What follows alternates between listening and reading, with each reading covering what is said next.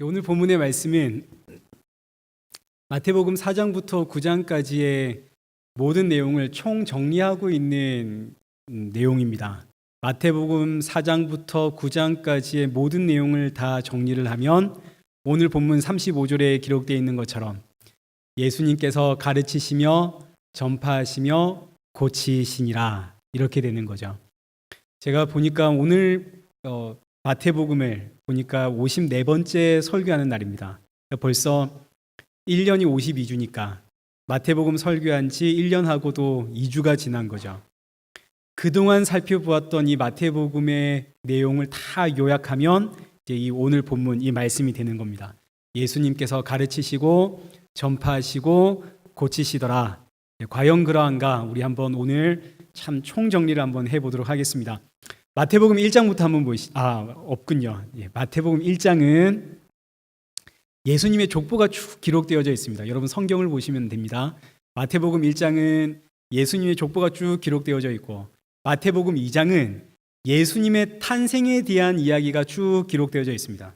마태복음 3장은 세례 요한이 세례를 베풀고, 그리고 예수님께서 세례 요한에게 세례를 받더라 하는 장면이 기록되어져 있고, 마태복음 4장은 우리 너무 잘 알죠. 예수님께서 광야에서 시험 받으시는 사건이 기록되어져 있습니다. 마태복음 4장에서 예수님께서 이 사탄에게 시험을 받고 그 다음에 바로 예수님께서 제자들을 부르시죠. 그리고 나서 이제 본격적인 예수님의 사역이 시작이 되는데, 그 본격적인 예수님의 사역의 시작을 마태복음 4장 23절에서 이렇게 기록을 하고 있습니다. 한번 보시죠. 마태복음 4장 23절. 예수께서 온 갈릴리에 두루 다니사 그들의 회당에서 가르치시며 천국 복음을 전파하시며 백성 중에 모든 병과 모든 약한 것을 고치시더라. 예수님께서 가르치시고 전파하시고 고치시더라. 예수님의 사역 그 시작을 가르치고 전파하고 고치시더라. 그리고 오늘 본문 9장 35절, 이 9장을 끝내면서 다시 예수님께서 천국 복음을 가르치고 전파하고 고치시더라. 그러니 이제 마태복음 4장에서부터 이 9장까지의 내용은 전부 다 이 안에 담겨 있다는 이야기입니다. 예수님께서 천국 복음을 가르치고 전파하고 고치시는 그 이야기들이 이 안에 다 담겨 있다는 거죠. 그래서 마태복음 5장부터 7장까지는 우리가 잘 아는 산상복음입니다. 산에서 가르치고 선포하시는 이야기, 선포하시는 천국 이야기. 그리고 이 산상복음이 끝나자마자 산에서 내려오시면서 8장이 시작이 되는데, 8장에서 내려오자마자 예수님께서 사람들을 고치시죠. 제일 먼저 나병 환자 고치시고, 그 다음 중풍병자 고치시고, 베드로의 장모 고치시고, 귀신 고치시고, 그리고 9장으로 넘어가면 예수님께서 세례 마태를 불러서 그의 집에서 먹고 마시니까 바리새인들이 와서 왜 당신은 죄인과 세리와 죄인들과 함께 먹고 마십니까? 세례 요한의 제자들도 와서는 우리와 바리새인들은 금식하는데 왜 당신은 금식하지 않습니까? 이때 예수님께서 가르치시죠. 너희는 가서 내가 긍휼을 원하고 제사를 원하지 아니한다는 뜻이 무엇인지 배워라. 너희는 가서 참된 금식이 무엇인지 배워라. 예수님께서 다시 가르치시고 전파하신 이후에 다시금 한 관리의 죽은 딸을 고치시고, 12년 동안 혈루증 앓고 있던 여인을 고치시고, 그리고 맹인들을 고치십니다. 여기까지 모든 내용을 정리한 것이 오늘 본문의 이야기죠. 35절, 예수께서 천국 복음을 가르치시고 전파하시고 고치시더라. 그러면 지금까지 예수님의 사역을 총 정리를 했다, 정리를 해서 결론을 냈다, 이 말은 무슨 의미인가요? 한 단락이 끝났다는 이야기겠죠. 이제 앞으로는 새로운 이야기를 시작하겠다는 이야기입니다. 그래서 지금까지는 예수님이 천국 복음을 가르치고 전파하실 때에 그 중심 내용은 내가 바로 하나님의 그 어린 양, 내가 바로 그 메시아다 하는 것에 중점을 두고 가르치고 전파를 하셨습니다. 그래서 예수님께서 가르치고 전파하셨던 마태복음 5장부터 7장까지 산상복음의 모든 내용은 전부 다 예수님께서 내가 바로 그 어린 양이다, 내가 그 메시아다 하는 것을 가르치고 전파하는 내용이었죠. 산상복음의 대표적인 내용이 팔복입니다. 팔복을 보시면 심령이 가난한 자는 복이 있는데 심령이 가난한 자 누군가요? 예수님이시죠. 애통하는 자는 복이 있는데 애통하는 자 누군가요? 예수님이시죠. 온유한 자는 복이 있는데 온유한 자는 누굽니까? 예수님. 의에 줄이고 목마른 자는 복이 있는데 그는 누군가요? 예수님. 긍휼히 여기는 자는 복이 있는데 긍휼의 왕으로 오신 분 누구신가요? 예수님. 화평케 하는 자는 복이 있는데 화평의 왕으로 오신 분도 예수님. 의를 위해 박해를 받으신 분도 예수님. 전부 예수님의 이야기입니다. 율법을 가르치실 때도 너희는 이렇게 들었지만 나는 이렇게 말한다 하시면서 율법의 참된 권위자가 바로 나다. 예수님. 율법을 주신 분이 바로 나다. 예수님. 그래서 예수님께서 가르치고 그동안 전파하셨던 모든 내용은 다 내가 바로 그 하나님의 어린 양, 내가 바로 그 메시아다 하는 것을 가르치셨습니다. 그 후에 8장부터 9장까지 병 고치는 사건들로 꽉 차 있는데 이건 전부 다 구약 성경에 기록된 메시아의 예언이죠. 메시아가 장차 오면 이런 일들을 하실 겁니다. 그래서 이 병 고침의 사역을 통해서 봐라, 내가 바로 그 메시아다 하는 것을 우리에게 가르치고 전파하셨습니다. 여기까지가 한 단락입니다. 이제 다음 주부터 살펴볼 10장에서부터는 새로운 이야기가 시작이 되는 거죠. 이제 10장부터는 더 이상 병 고치는 이야기는 등장하지 않습니다. 물론 15장에 가서 병을 고치셨다는 내용이 잠시 등장을 하긴 하지만 어떤 병을 고쳤는가 그런 이야기는 나오지 않고 그냥 뭉뚱거려서 예수님께서 많은 병을 고치셨다 하고 지나가고 이제 더 이상 병 고치는 이야기는 이 성경의 마태복음에 기록되질 않습니다. 왜냐하면 병 고침을 통해서 예수님이 메시아입니다 라는 이야기는 지금까지로 충분했다는 이야기입니다.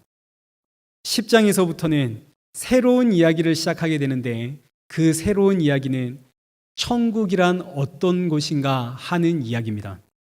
여러분, 천국은 어떤 곳인가요? 어디가 천국입니까? 예수님이 천국입니다. 지금 예수님께서 마태복음 4장부터 9장까지는 내가 바로 그 메시아다 하는 것이 이제 주제였고 이제부터 시작되는 내용들은 다 예수님이 바로 천국입니다. 이 주제로 마태복음이 펼쳐져 가는 겁니다. 예수님이 천국이시기 때문에 우리가 잘 아는 찬송가 438장에 이런 찬양 가사 있죠.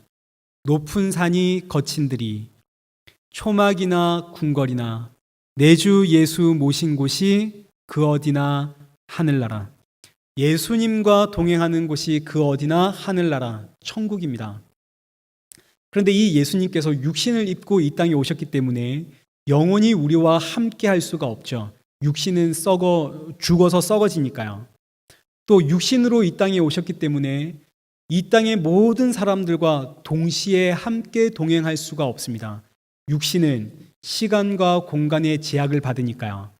그래서 예수님의 천국 복음, 내가 바로 천국이다. 이 천국 복음의 결론은 어떻게 끝이 나냐면 십자가에서 끝이 나는 겁니다. 십자가에서 죽으셔야만 예수님의 영, 부활하고 승천하신 예수님께서 영으로 이 땅에 오셔서 저와 여러분과 함께 우리 모두와 함께 동행하시기 때문에 그래서 천국 복음의 결론은 십자가로 가는 거죠. 예수님께서 십자가에 달리실 때 다 이루었다. 다 이루신 저 십자가에서 천국이 열렸습니다. 그래서 이제 다음 주부터 살펴볼 마태복음 10장부터 가면 갈수록 그 내용이 다 십자가로 나아갑니다. 그러니 우리가 이제 앞으로 차츰차츰 이제 점진적으로 십자가 이야기를 듣게 되겠죠. 이 십자가 이야기, 십자가의 복음을 들어야만 왜 사도들이 십자가만 증거했는지를 우리가 비로소 이해를 하게 되어집니다. 사도 바울은 고린도 전서 2장 2절에서 나는 예수 그리스도와 그의 십자가 외에는 아무것도 알지 아니하기로 작정하였다. 왜 이런 작정을 했는지 이제 우리가 살펴보면 깨닫게 되는 거죠.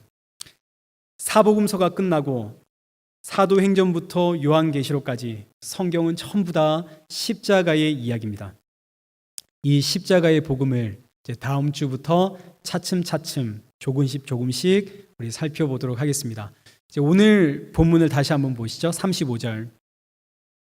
예수님의 사역을 가르치고 전파하고 고치셨다. 이렇게 정리를 하면서 36절에 무리를 보시고 불쌍히 여기시니 이는 그들이 목자 없는 양과 같이 고생하며 기진함이라.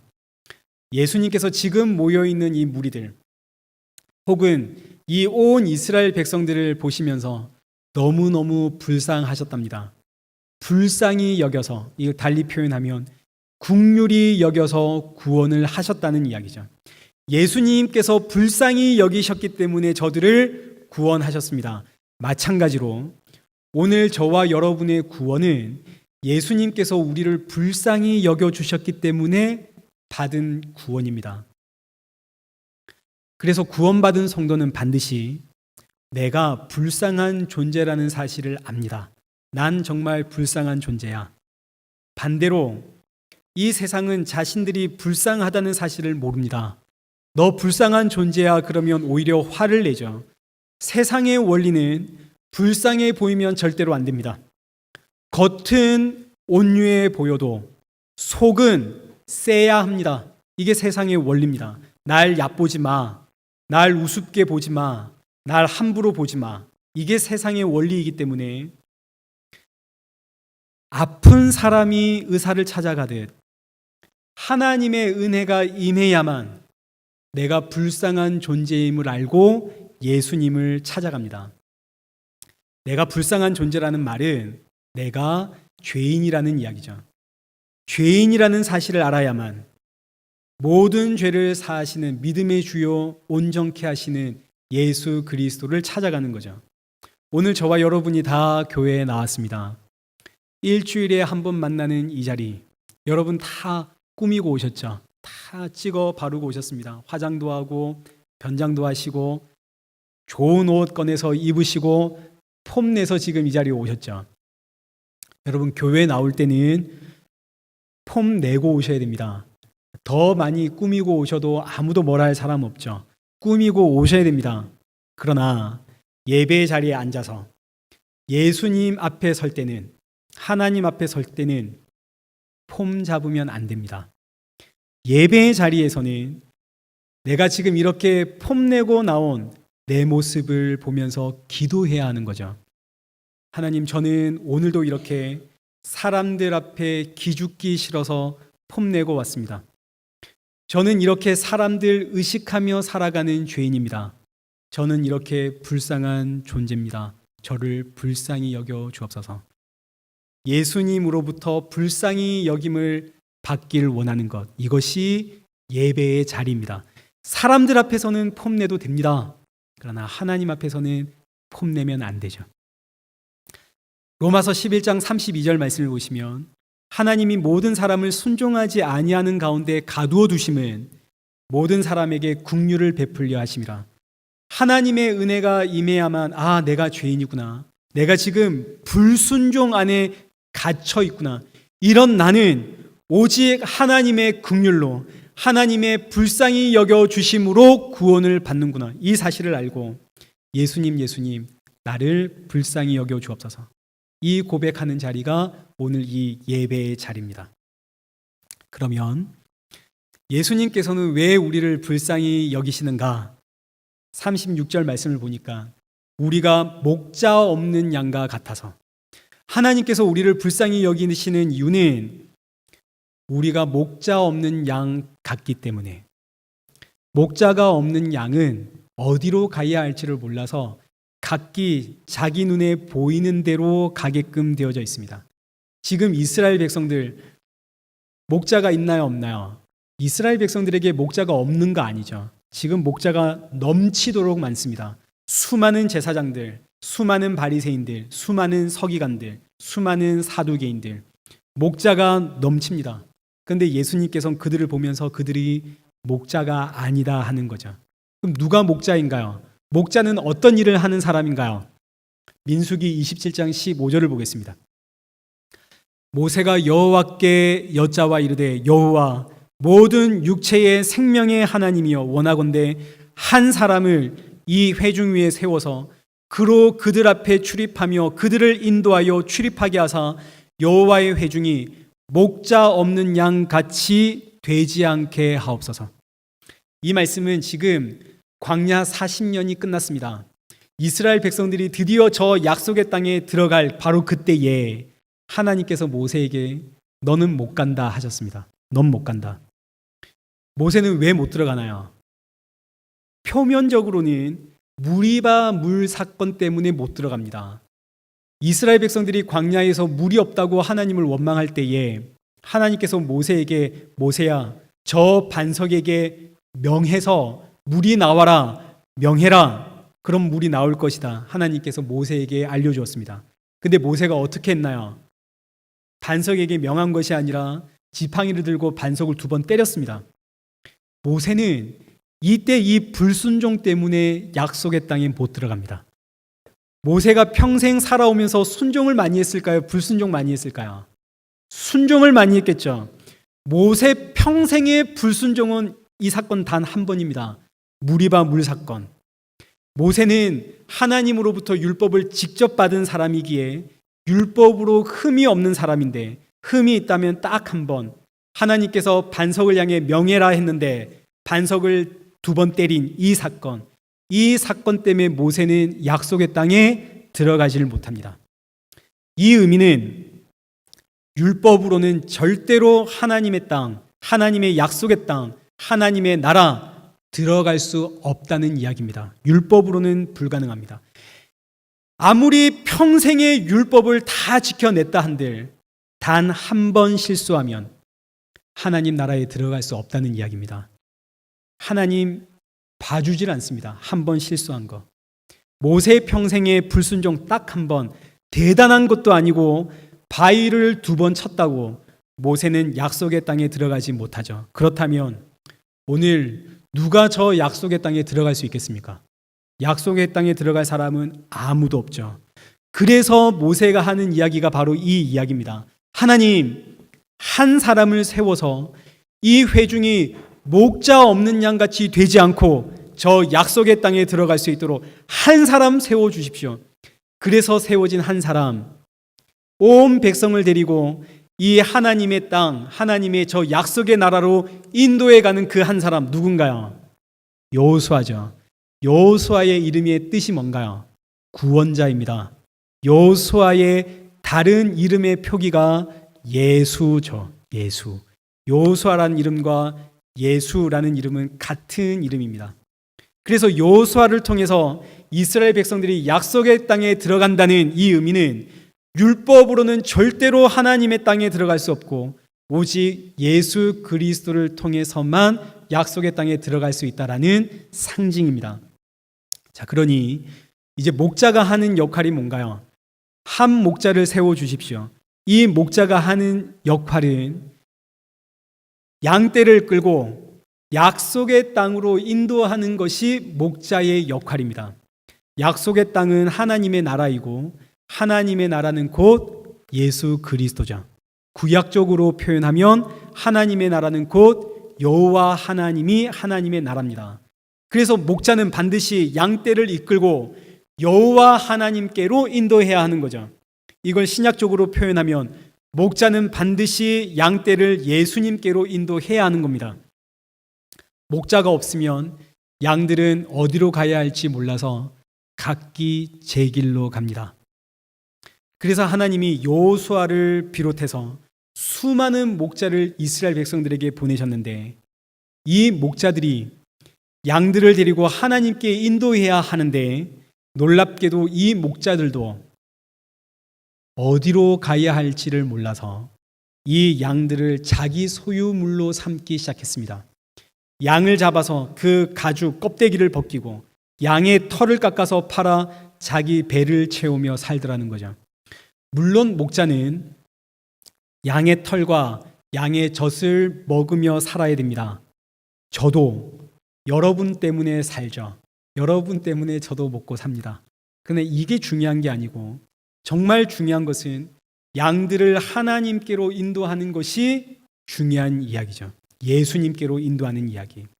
그래서 사도 바울이 목자의 역할을 이렇게 표현을 했습니다. 고린도후서 11장 2절에서 우리는 중매쟁이다. 나는 중매쟁이다.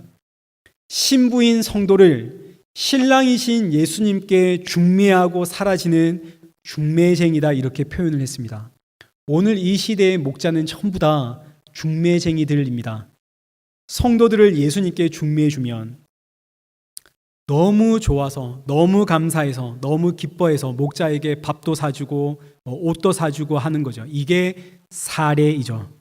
그래서 목자들은 사례를 받습니다. 중매를 서고 사례를 받고. 그러나 이 사례를 받으면 좋지만 받지 못해도 됩니다. 목자에게 있어서 중요한 것은 사례가 아니라 내가 당신을 예수 그리스도께로 중매했습니다. 이게 다죠. 이렇게 중매하고 사라지는 겁니다. 신부가 신랑을 만났는데 평생 중매쟁이 의지하고 살면 되나요, 안 되나요? 안 되죠. 신부는 신랑이신 예수 그리스도 의지하며 살아야 되는 겁니다. 여러분, 예수님 의지하며 사십시오. 목자 의지해서는 안 되는 겁니다. 중매장이는 사라지는 겁니다. 그런데 예수님께서 이 땅에 오셔서 보니까 이 목자들이, 이 백성들이 목자가 없는 양처럼 살아가더라. 아무도 하나님께로, 아무도 예수님께로 찾아가지 않더라. 미가서 3장 1절부터 한번 보시죠. 내가 또 들으니, 내가 또 이르노니 야곱의 우두머리들과 이스라엘 족속의 통치자들아 들으라. 정의를 아는 것이 너희의 본분이 아니냐. 너희가 선을 미워하고 악을 기뻐하고 내 백성의 가죽을 벗기고 그 뼈에서 살을 발라 그들의 살을 먹으며 그 가죽을 벗기며. 지금 이스라엘 백성들이, 이 이스라엘의 목자들이 양떼들에게 어떤 짓을 하고 있는지 이렇게 보여주는 거죠. 하나님께서 맡겨둔 그 양떼들을 자기 사유화 시켜가지고 양떼의 가죽을 벗기고 살을 뜯어먹는 이야기입니다. 그러면서 5절, 내 백성을 유혹하는 선지자들은 이에 물 것이 있으면 평강을 외치나 그 입에 무엇을 채워주지 아니하는 자에게는 전쟁을 준비하는도다. 돈을 받으면 평강을 빌어주고, 목자들이 양떼가 돈을 안 주면 하나님의 저주와 하나님의 심판이 있다고 양떼들을 위협하고 양떼에게 두려움을 주더라, 이런 이야기입니다. 오늘 이 시대의 모습들과 너무너무 흡사하죠. 11절, 그들의 우두머리들은, 목자들의 우두머리들은 뇌물을 받고 재판을 하고 제사장들은 삭슬 위하여 교훈을 하고 선지자는 돈을 위하여 점을 치고, 그러면서도 여호와를 의뢰하여 이르기를 여호와께서 우리와 함께하지 않느냐, 재앙이 우리에게 임하지 아니한다, 이러고 있다는 거죠. 이게 예수님께서 이 땅에 오실 때 목자들의 모습이었습니다.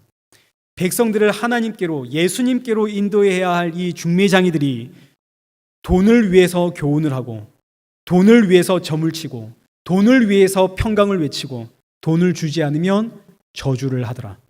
양떼들을 돈으로 보더라, 이런 이야기죠. 에스겔 34장 2절의 말씀도 한번 보시죠. 이스라엘의 목자들은 화 있을진저 목자들이 양떼를 먹이는 것이 마땅하지 아니하냐. 너희가 살찐 양을 잡아 그 기름을 먹고 그 털을 입되 양떼는 먹이지 아니하는도다.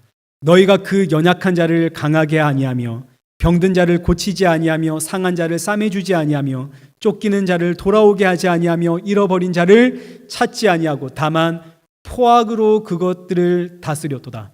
양떼가 죽어가든 말든 양떼를 통해서 내 배만 채우려고 했던 이스라엘 백성들의, 목자들의 모습들. 그래서 이제 10절 한번 보시죠. 10절, 주 여호와께서 이같이 말씀하시되 내가 목자들을 대적하여 내 양떼를 그들의 손에서 찾으리니 내가 내 양을 그들의 입에서 건져내어서 다시는 그 먹이가 되지 아니하게 하리라.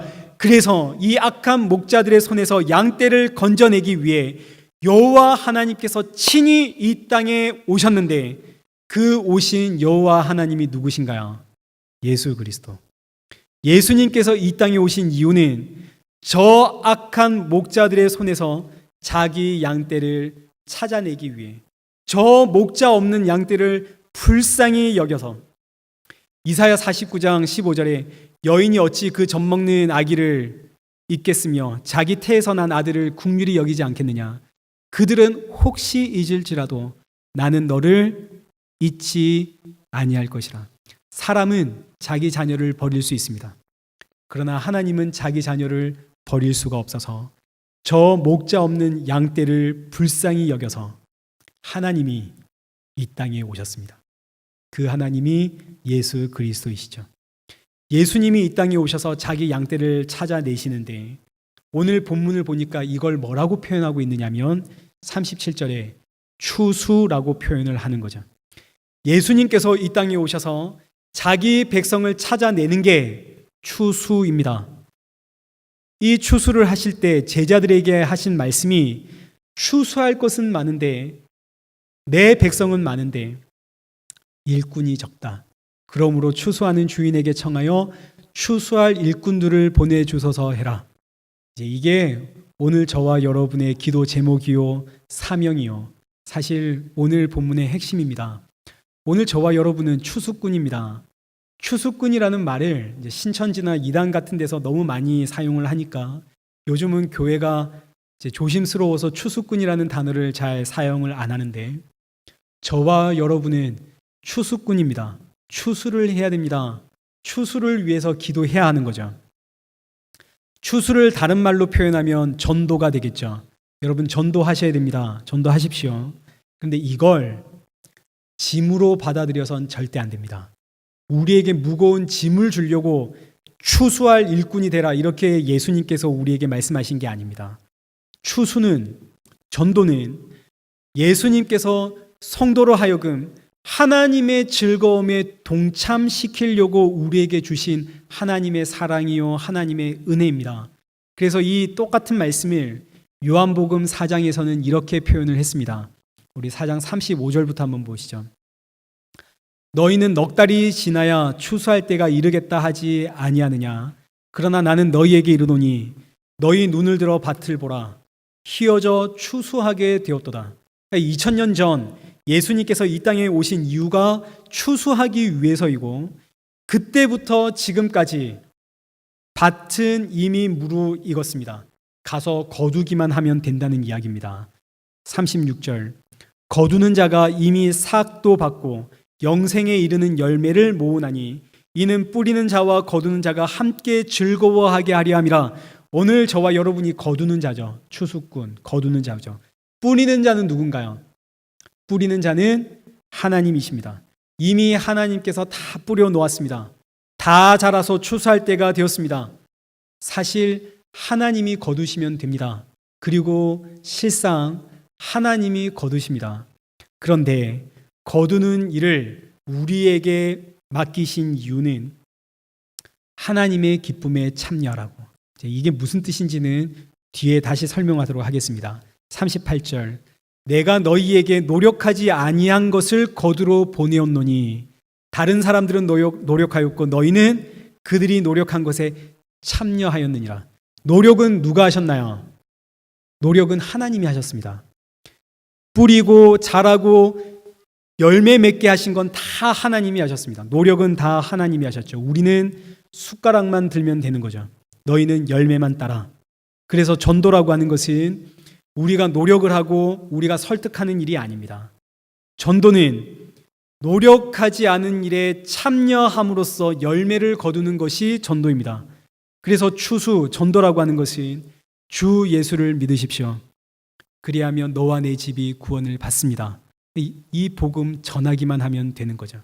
실질적인 추수는 누가 하시냐면 예수님이 하십니다. 예수님께서 손에 낯을 들고 벼를 잡아 베시는 거죠. 2000년 전부터 예수님의 추수는 시작이 되었습니다. 성도는 복음을 전하는 것이고 지금 잡아서 추수는 누가 하시고 이건 예수님이 하시고 예수님이 잘라서 그 추수한 열매를 성도의 품에 안겨주시는 겁니다. 노력하지 아니하였는데 열매를 안는 기쁨에 참여하라고. 그래서 요한계시록 우리 14장 14절 한번 보시죠. 또 내가 보니 흰 구름이 있고 구름 위에 인자 같은 이가 앉으셨는데 그 머리에는 금 면류관이 있고 그 손에는 예리한 낯을 가졌더라. 구름 위에 앉아 계신 인자와 같은 이는 예수님 이야기죠. 예수님이 손에 뭐 들었나요? 지금 낯을 들었습니다. 뭐 하려고 낯을 들었을까요? 추수하시려고. 그래서 15절 또 다른 천사가 성전으로부터 나와 구름 위에 앉으신 이를 향하여 큰 소리로 외쳐 이르되 당신의 낯을 휘두르 거두소서 땅의 곡식이 다 익어 거둘 때가 이르렀음이니이다 하니 구름 위에 앉으신 이가 낯을 땅에 휘두르매 땅의 곡식이 거두어지니라. 그러니까 지금 손에 낯을 들고 추수하시는 분이 누구신가요? 예수님. 2000년 전부터 오늘까지 쉬지 않고 추수하시는 분은 예수님이십니다. 이렇게 추수를 하셔서 그 열매를 복음 외치는 자의 품에 안겨주시는 겁니다. 하나님의 즐거움에 참여하라고. 그래서 성도는 복음을 전하는 것이고 전도의 이 열매는 내가 노력해서 거두는 것이 아니라 하나님이 배서 우리의 품에 안겨주는 거죠. 반대로 예수님께 추수되지 않는 자들이 있습니다. 이들은 누가 와서 추수를 하냐면 우리 17절 한번 보시죠. 또 다른 천사가 하늘에 있는 성전에서 나오는데 역시 예리한 낯을 가졌더라. 또 불을 다스리는 다른 천사가 제단으로부터 나와 예리한 낯을 가진 자를 향하여 큰 음성으로 불러 이르되 너의 예리한 낯을 휘둘러 땅의 포도 성의를 거두라. 그 포도가 익었느니라 하더라. 천사가 낯을 땅에 휘둘러 땅의 포도를 거두어 하나님의 진노의 큰 포도주 틀에 던지매 성 밖에서 그 틀이 밟히니 틀에서 피가 나서 마을 굴레까지 닿았고 1600스타디온에 퍼졌더라. 예수님께 추수되지 않은 자들, 예수님께서 추수하지 않는 곡식들은 천사가 와서 추수를 하는데 천사가 와서 추수하는 자들은 전부 하나님의 진노의 틀에 던져집니다. 심판의 추수죠. 이 심판의 추수와 구원의 추수는 이미 2000년 전부터 시작이 되었습니다. 요한복음 3장 18절 말씀을 보시면 그를 믿는 자는 심판을 받지 아니하는 것이요 예수님을 믿는 자는 이미 추수된 성도라는 뜻입니다. 믿지 아니하는 자는 하나님의 독생자의 이름을 믿지 아니함으로 벌써 심판을 받은 것이니라. 믿지 않는 자는 이미 벌써 심판을 받았기 때문에 믿지 않는다는 이야기죠. 오늘 우리가 누군가에게 복음을 들고 가서 전할 때 누군가는 믿고 누군가는 믿지 않습니다. 믿지 않을 때, 복음을 비웃을 때 그는 지금 뭘 받고 있는 중인가요? 심판받고 있는 중이죠. 얼마나 안타까운가요? 그래서 복음을 전해야만 성도는 하나님 아버지의 마음을 깨닫습니다. 복음을 전해야만 성도는 하나님 아버지의 그 애통하는 마음도 깨닫게 되어지고 복음을 전해야만 성도는 하나님 아버지의 긍휼의 마음을 알게 되어집니다. 날 향한 하나님의 긍휼이 얼마나 귀한 은혜인지, 날 향한 하나님의 구원이 얼마나 값진 은혜인지 이걸 알게 되어지고 그래서 믿지 않는 자들을 향해서 복음을 전할 때 믿지 않는 자들을 향해서 안타까운 마음, 긍휼의 마음을 품고 기도하게 되는 거죠. 이것이 요한복음 4장 36절에 거두는 자가 이미 받은 삭시요 추수를 통해 우리에게 주시는 아버지의 즐거움이라는 이야기입니다. 우리는 간혹 복음을 전해라고 하면 제가 청년들에게 그런 이야기 한 번씩 하게 되어지면 제 친구는 불교라서 제 주변에 교회에 데리고 올 만한 애가 없어서 이런 이야기를 이제 종종 합니다. 교회로 초청하라는 이야기가 아닙니다. 복음을 전하라는 이야기입니다. 물론 지금 우리 교회는 이렇게 둘러보시면 초청을 좀 해야 됩니다. 우리 초청을 좀 하십시다. 근데 초청이 아니라 복음 선포입니다. 복음을 전하십시오. 그래야만 하나님의 사랑도 알고 복음을 전해야만 완악한 자의 모습을 통해서 나의 완악함을 알게 되어지고 복음을 전해야만 하나님의 애통하는 마음도 알고 하나님의 긍휼도 알고 복음을 전해야만 하나님 아버지의 즐거움에 참여하게 되어집니다. 사랑하는 성도 여러분, 복음을 전하십시오. 이를 위해 기도하십시오. 말씀을 믿겠습니다. 추수는 땅에 깊이 뿌리를 내리고 있는 그 뿌리를 잘라내는 것이 추수입니다.